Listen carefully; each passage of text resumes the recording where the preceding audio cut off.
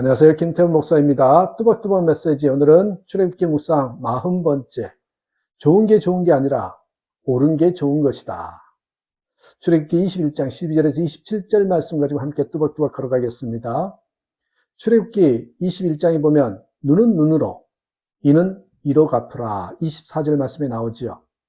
그런데 예수님은 재밌는 게 마태복음 5장 38절 이하에서 그 출애굽기의 말씀을 뒤집는 듯한 말씀을 하십니다. 또 눈은 눈으로, 이는 이로 갚으라 하였다는 것을 너희가 들었으나 나는 너희에게 이르노니, 그리고서 잘하는 말씀을 하시죠. 누구든지 내 오른편에 뺨을 치거든 왼편도 돌려대며 또 너를 고발하여 속옷을 가지고자 하는 자에게 겉옷까지 가지게 하며.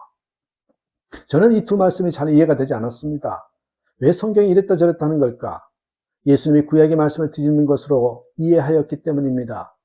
어느 날 근데요, 새벽 기도 시간에 이 말씀이 깨달아졌습니다. 한 말씀은 가해자에게 주시는 말씀이고 또 다른 말씀은 피해자에게 주시는 말씀이라는 것이 깨달아졌습니다. 출애굽기의 말씀은 가해자에게 주신 말씀이고 마태복음의 말씀은 피해자에게 주신 말씀이었습니다. 사람들은 눈은 눈으로 라는 말씀을 피해자에게 주신 복수의 법으로 이해합니다.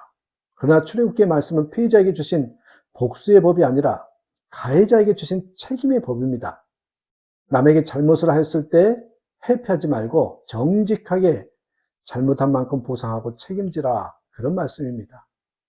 마태복음에서 예수님이 말씀하신 것은 피해자에게 주신 사랑과 용서의 법입니다. 성경은 우리가 가해자가 되었을 때와 피해자가 되었을 때 각기 달리 생각하고 행동하라, 그런 의미겠지요. 세상적인 기준으로 보면 천하의 답답한 말씀입니다. 세상은 피해자가 되면 철저히 복수하고 가해자가 되면 요령껏 책임을 회피하거나 남에게 전가합니다. 그런데 하나님은 우리 예수 믿는 사람들에게 천하의 바보짓을 하며 살라고 말씀하십니다.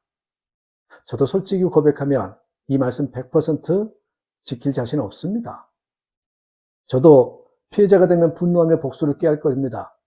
저도 가해자가 되면 슬그머니 남에게 책임을 전가하고 회피하려 할 겁니다. 그러나 그럼에도 불구하고 저는 하나님의 말씀이 옳다고 생각합니다. 오늘 보면은 크게 두 가지 범죄 형태를 다루고 있어요. 첫째는 사형에 처할 만한 폭력적 범죄들이고요. 둘째는 배상의 요구가 되는 그 개인의 신체상해의 범죄입니다.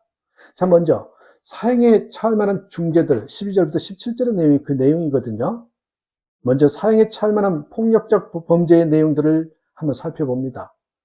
사형에 처할 만한 죄는 기본적으로 12절에서 말하는 살인에 해당하는 범죄이고 10계명으로 보자면 제6계명인 살인에 해당되는 것이죠. 살인에 대해서 사형을 선언하는 것은 합당합니다. 생명은 생명으로 갚아야 하기 때문이지요.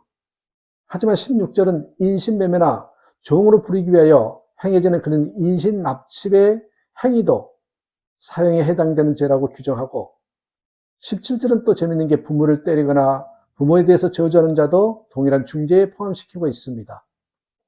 사형에 처할 만한 중죄를 다룸에 있어서 중요한 기준과 원리가 있습니다. 여러분 그건 뭔지 아십니까? 고의성입니다. 고의성. 의도적으로 살인을 한 것이면 살 길이 없습니다. 살인자가 하나님의 제단을 붙잡았을지라도 여러분 거기서 끌어내고 죽이라고 명합니다. 우리는 요압 장군을 생각할 수 있습니다. 그는 솔로몬에게 반역의 죄를 저지르고 나서 죽지 않으려고 제단불을 잡았지만 열왕기상 2장에 보면 분야야가 그를 그 자리에서 쳐 죽이죠. 하지만 의도가 없이 사람이 죽게 되는 경우에 하나님은 그를 위해서 도피성을 허락해 주셨죠. 여기 의도가 없는 죽음에 대한 표현이 매우 특이합니다. 13절에 보시면 나 하나님이 사람을 그 손에 붙임이라고 표현한 것입니다. 비록 의도가 없었지만 하나님의 허락하심이 아니면 이런 일이 일어날 수도 없으며 우연은 없다는 것을 다시 한번 가르쳐주는 말씀입니다. 소위 여러분 재수 없다, 이 말은 사실은 우리 예수 믿는 사람들이 쓰는 용어가 아닙니다. 이렇게 원치 않게 사람을 죽이게 된 경우를 위하여 하나님께서는 가나안에 정착할 때 이스라엘 백성들에게 요단 이편과 저편에 각각 3개의 도피성을 피난처로 마련해 주셨죠. 그러나 이 도피성에서도 여러분 살인을 한 사람의 의도성, 고의성은 반드시 제사장이 재판을 받아 의도가 없었다는 것이 밝혀져야 했습니다. 그러니까 중요한 기준은 고의성입니다. 이것은 예수님께서 산상수훈에서 살인과 간음에 대해서 가르치신 원리와도 같습니다. 중요한 것은 행위 이전에 그 마음이 이미 하나님의 판단을 받는다는 원리입니다. 이 점에서 인신납치와 같은 행위는 살인이나 다름없이 여겨지는 범죄였을 뿐 아니라 여러분 늙은 부모를 때리거나 또 저주하는 자 역시 고의적인 범죄이고 살인이나 진배 없는 범죄라는 것이죠.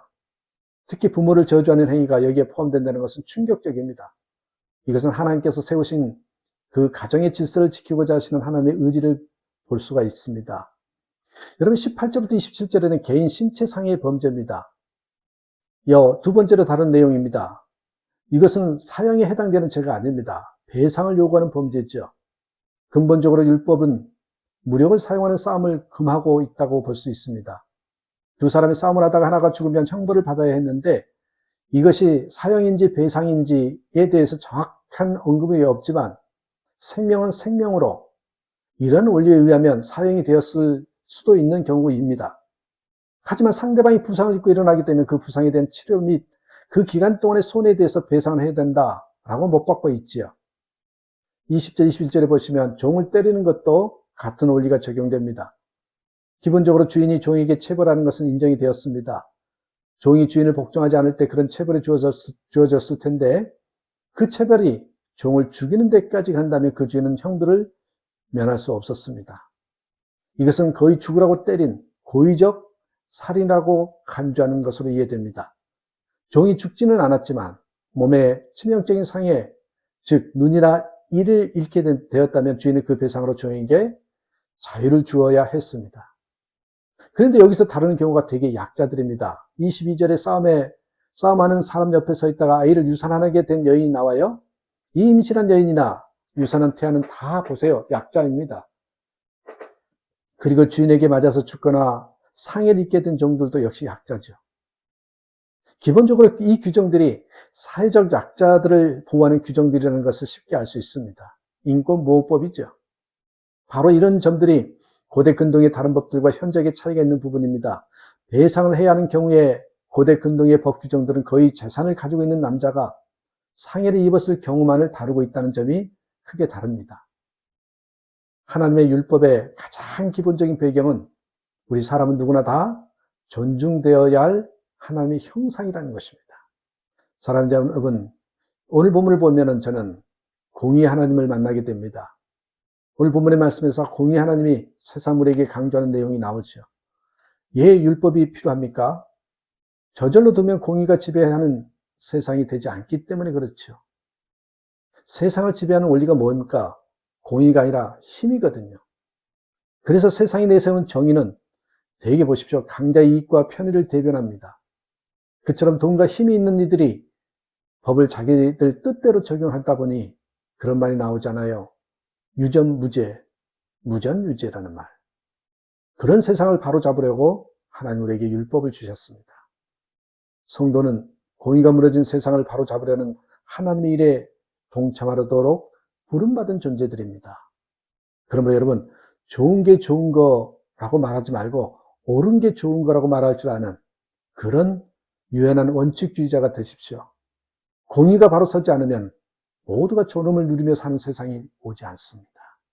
나로 인해 내 주변이 모든 사람들이 존중을 받고 좋은 게 좋은 것이 아니라 옳은 게 좋다라는 그런 본을 보여주는 저와 여러분의 삶이 되기를 주님의 이름으로 축복합니다. 감사합니다.